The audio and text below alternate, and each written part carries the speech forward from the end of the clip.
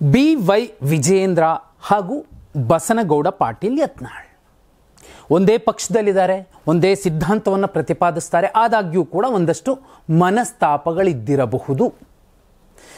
ಈ ಮನಸ್ತಾಪಗಳನ್ನು ಬಗೆಹರಿಸೋದಕ್ಕೆ ಇದೀಗ ಹೈಕಮಾಂಡ್ ಮಹತ್ವದ ನಿರ್ಧಾರಕ್ಕೆ ಕೈ ಹಾಕಿರುವಂಥದ್ದು.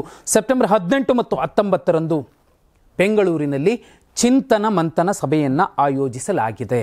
ಈ ಸಭೆಯ ಉದ್ದೇಶವೇ ರಾಜ್ಯದ ಬಣರಾಜಕೀಯಕ್ಕೆ ತಿಲಾಂಜಲಿ ಹಾಡುವಂಥದ್ದು. ಜೊತೆಯಲ್ಲಿ ಒಟ್ಟಿಗೆ ಈ ನಾಯಕರನ್ನು ಪಕ್ಷದೊಂದಿಗೆ ಒಟ್ಟಿಗೆ ಸಾಗಿ ಬಹುದೊಡ್ಡ ಬಲ ಸಿಗುತ್ತೆ, ಬೆಂಬಲ ಸಿಗುತ್ತೆ, ಮಹತ್ವದ ಸ್ಥಾನಮಾನಗಳು ಕೂಡ ಸಿಗುತ್ತೆ ಅನ್ನುವಂತಹ ಒಂದು ಸಂದೇಶವನ್ನು ರವಾನಿಸಬಹುದು ಹೈಕಮಾಂಡ್. ಬಹುಮುಖ್ಯವಾಗಿ ನೋಡಿ, ಕಾಂಗ್ರೆಸ್ ಸರ್ಕಾರದ ವೈಫಲ್ಯಗಳ ಬಗ್ಗೆ ಚರ್ಚಿಸಲು ಈ ಸಭೆಯನ್ನು ಕರೆಯಲಾಗಿದೆ. ಆದರೆ ಈ ಸಭೆಯ ಮೂಲ ಉದ್ದೇಶವೇ ಅಜೆಂಡಾವೇ ಬೇರೆ ಎಂದು ವ್ಯಾಖ್ಯಾನಿಸಲಾಗುತ್ತಿದೆ. ಈ 2 ದಿನಗಳ ಚಿಂತನ ಮಂಥನ ಸಭೆ ಮುಗಿದ ಕೂಡಲೇ ಹೈಕಮಾಂಡ್ ನಿಯೋಜಿಸುವ ಇಬ್ಬರು ನಾಯಕರು ಮಹತ್ವದ ಸಂಧಾನ ಸಭೆಯನ್ನು ನಡೆಸಲಿದ್ದಾರೆ ಎಂದು ಹೇಳಲಾಗ್ತಿದೆ. ಯಾರು? ಅದೇ BY ವಿಜಯೇಂದ್ರ ಅವರು ರಾಜ್ಯಾಧ್ಯಕ್ಷರು ಮತ್ತು ಉಚ್ಚಾಟಿತ ಶಾಸಕ ಬಸನಗೌಡ ಪಾಟೀಲ್ ಯತ್ನಾಳ್ರು. ಏನಾಗಬಹುದು? ಸಿಂಪಲ್. ಒಬ್ಬ ಯತ್ನಾಳ್ ಹಿರಿಯರಿದ್ದಾರೆ, ಅನುಭವಿಗಳಿದ್ದಾರೆ. ಒಬ್ಬ ವಿಜಯೇಂದ್ರ ಯುವ ಪಡೆಯನ್ನು ಆಕರ್ಷಿಸುವಂತಹ ತಾಕತ್ತಿರುವಂತಹ ನಾಯಕ. ಇಬ್ಬರೂ ಕೂಡ ಒಟ್ಟಿಗೆ ಸೇರಿದ್ರೆ BJPಯ ಇವತ್ತಿನ ಬಲ 100 ಮಡಿ ಆಗುತ್ತೆ. ಹೈಕಮಾಂಡ್ ಈ ರೀತಿ ಯೋಚನೆ ಮಾಡಿರಬಹುದು. ಒಂದು, ಯಾರನ್ನಾದರೂ ಒಬ್ಬರನ್ನ ಕೇಂದ್ರದ ಸಚಿವರನ್ನಾಗಿ ಮಾಡಬಹುದು, ಮತ್ತೊಬ್ಬರನ್ನ ರಾಜ್ಯಾಧ್ಯಕ್ಷರನ್ನಾಗಿ ಮಾಡಬಹುದು. ಇದು ಹೈಕಮಾಂಡ್ ತನ್ನ ಮನಸ್ಸಿನಲ್ಲಿ ಇಟ್ಕೊಂಡಿರಬಹುದಾದಂತಹ ಒಂದು ಪ್ಲಾನ್ ಅನ್ನುವಂಥದ್ದನ್ನು ನಾಡಿನ ಪ್ರತಿಷ್ಠಿತ ಪತ್ರಿಕೆಯೊಂದು ಕೂಡ ವರದಿ ಮಾಡಿದೆ.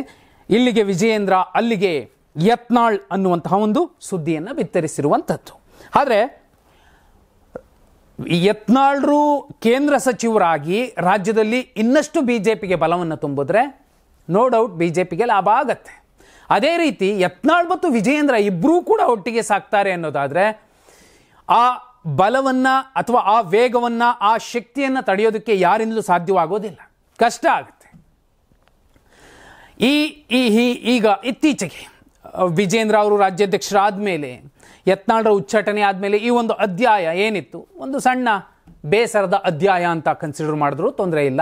ಹೈಕಮಾಂಡ್ ಈ ಥರ ಮಾತಾಡಿದೆ ಅಂತ ಯತ್ನಾಳ್ರು ಕೂಡ ಹೇಳ್ತಿದ್ದಾರೆ. ತಪ್ಪು ಮಾಡಿಬಿಟ್ವಿ ಅಂತ ಹೇಳಿದ್ರು ಅಮಿತ್ ಶಾ ಅವರು ಅಂತ. ಅದನ್ನು ಮೀರಿ ಈ ಇಬ್ಬರೂ ನಾಯಕರು ಒಟ್ಟಿಗೆ ಹೋದರೆ, ಯಾಕಂದರೆ ಇಬ್ಬರ ನಡುವೆ ಏನು ಮನಸ್ತಾಪಗಳಿದೆಯೋ ಅದನ್ನು ಬಗೆಹರಿಸಿ ಒಂದು ಸಂಧಾನ ಸೂತ್ರವನ್ನು ಕಂಡುಕೊಳ್ಳುವಂಥದ್ದು. ಯಾಕಂದರೆ 18-19ನೇ ತಾರೀಕು ಏನು ಚಿಂತನ ಮಂಥನ ಸಭೆ ಇದೆ, ಅದರ ಮೂಲ ಅಜೆಂಡಾನೇ ಇಬ್ಬರು ನಾಯಕರನ್ನು ಒಟ್ಟಿಗೆ ಸೇರಿಸುವಂಥದ್ದು. ಆದರೆ ಕೇಂದ್ರ ಸಚಿವರಾಗಿ ನೀವು ಕೇಂದ್ರಕ್ಕೆ ಬನ್ನಿ ಅನ್ನುವಂತಹ ಹೈಕಮಾಂಡ್ ಆದೇಶವನ್ನು ಅಥವಾ ಹೈಕಮಾಂಡ್ ಒಂದು ಗಿಫ್ಟನ್ನು ಯತ್ನಾಳ್ರು ಯಾವ ರೀತಿ ಸ್ವೀಕರಿಸಬಹುದು, ಅಥವಾ ಅದೇ ಗಿಫ್ಟನ್ನು ಒಂದು ವೇಳೆ ವಿಜಯೇಂದ್ರ ಅವರಿಗೆ ಕೊಟ್ಟರೆ ನೀವೇ ಕೇಂದ್ರಕ್ಕೆ ಬಂದುಬಿಡಿ ಕೇಂದ್ರ ಸಚಿವರಾಗಿ ಅಂದರೆ, ಯಾಕಂದರೆ ಅಂತಹ ನಿರ್ಧಾರಕ್ಕಿಂತಲೂ ಹೆಚ್ಚು ಯತ್ನಾಳ್ರನ್ನ ಕೇಂದ್ರ ಸಚಿವರನ್ನಾಗಿ ಮಾಡುವಂತಹ ಪ್ರಯತ್ನಗಳು ಜಾಸ್ತಿ ಇರುತ್ತೆ. ಭವಿಷ್ಯದ ದೃಷ್ಟಿಯಿಂದ ಯತ್ನಾಳ್ ಈ ಕ್ಷಣಕ್ಕೆ, ಯಾಕಂದರೆ 2028ರ ತನಕ ಟೈಮ್ ಇದೆ, ಅಲ್ಲಿಯ ತನಕ ಕೇಂದ್ರ ಸಚಿವರಾಗಿರಲಿ, ಆ ನಂತರದಲ್ಲಿ ರಾಜ್ಯಕ್ಕೆ ಕರೆಸಿಕೊಳ್ಳುವಂಥದ್ದು. ಯಾಕಂದರೆ ಕೇಂದ್ರ ಸಚಿವರಾಗಿದ್ದವರು ರಾಜ್ಯದಲ್ಲಿ ಅತ್ಯುನ್ನತ ಸ್ಥಾನಕ್ಕೇರಿದ್ದಂತಹ ಪ್ರಕರಣಗಳೇನು ಕಮ್ಮಿ ಇಲ್ಲ, ಇದ್ದಾವೆ. ಇದನ್ನು ಮೀರಿ ಈ ಎರಡೂ ಕಡೆಯ ಫ್ಯಾನ್ ಬೇಸ್ ಅಥವಾ ಅವರ ಅಭಿಮಾನಿಗಳ ದಂಡು ಇದನ್ನು ಯಾವ ರೀತಿ ಸ್ವೀಕರಿಸುತ್ತೆ ಅದು ಕೂಡ ಮುಖ್ಯ ಆಗುತ್ತೆ. ಆದರೆ BJP ಹೈಕಮಾಂಡ್ ಮಹತ್ವದ ನಿರ್ಧಾರಕ್ಕೆ ಬಂದಿರುವಂಥದ್ದು ಅದು ಸೆಪ್ಟೆಂಬರ್ 18 ಮತ್ತು 19ರ ಮಹತ್ವದ ಚಿಂತನ ಮಂಥನ ಸಭೆ. ಆದರೆ ಇಲ್ಲಿ ಯತ್ನಾಳ್ ಹಾಗೂ ವಿಜಯೇಂದ್ರ ಇಬ್ಬರೂ ಕೂಡ, ಯಾಕಂದರೆ ಇದೇ ಯತ್ನಾಳ್ ಅವರ ಉಚ್ಚಾಟನೆ ಆದಾಗ ವಿಜಯೇಂದ್ರ ಅವರು ಒಂದು ಮಾತು ಹೇಳಿದ್ರು, ಅದನ್ನು ನೆನಪು ಮಾಡ್ಕೋಬೇಕು. ಅದೊಂದು ಪ್ರಬುದ್ಧತೆಯ ಹೇಳಿಕೆ ಅಂತ ಅನ್ಬಹುದು. ಯತ್ನಾಳ್ ಅಂತಹ ಹಿರಿಯ ನಾಯಕರ ಉಚ್ಚಾಟನೆ ಆಗಿದೆ, ನಾನು ಇದನ್ನು ಖುಷಿ ಪಡುವಂಥದ್ದಲ್ಲ, ನನ್ನ ಅಭಿಮಾನಿಗಳಿಗೂ ಹೇಳ್ತೀನಿ, ಸಂಭ್ರಮಿಸುವಂತಹ ದಿನ ಇದಲ್ಲ, ಅವರು ಮತ್ತೆ ಪಕ್ಷಕ್ಕೆ ಬರ್ತಾರೆ ಅನ್ನುವಂತಹ ಒಂದು ಸುಳಿವನ್ನು ಕೊಟ್ಟಿದ್ರು. ಅದೇ ರೀತಿ ಯತ್ನಾಳ್ ವಿಜಯೇಂದ್ರ ವಿಚಾರವಾಗಿ ಒಂದಷ್ಟು ಕಟ್ಟು ಟೀಕೆಗಳನ್ನು ಮಾಡಿರಬಹುದು. ಆದರೆ ಇಬ್ಬರ ಪಕ್ಷ, ಇಬ್ಬರ ಸಿದ್ಧಾಂತ ಒಂದೇ ಆಗಿರೋ ಕಾರಣ, ಇಬ್ಬರೂ ಕೂಡ ಬಸವ ತತ್ವವನ್ನು ಪಾಲಿಸುವ ಕಾರಣಕ್ಕೆ ಒಟ್ಟಿಗೆ ಸಾಗುವಂತಹ ಸಾಧ್ಯತೆಗಳು ಹೆಚ್ಚು. ಯಾಕಂದರೆ ರಾಜ್ಯದಲ್ಲಿ ಮತ್ತೆ BJPಯನ್ನು ಸರಳ ಬಹುಮತಕ್ಕೆ ತರಬಹುದಾದಂತಹ ತಾಕತ್ತು ಈ ಇಬ್ಬರೂ ನಾಯಕರು ಹೋದರೆ ಸಿಕ್ಕೇ ಸಿಗುತ್ತೆ.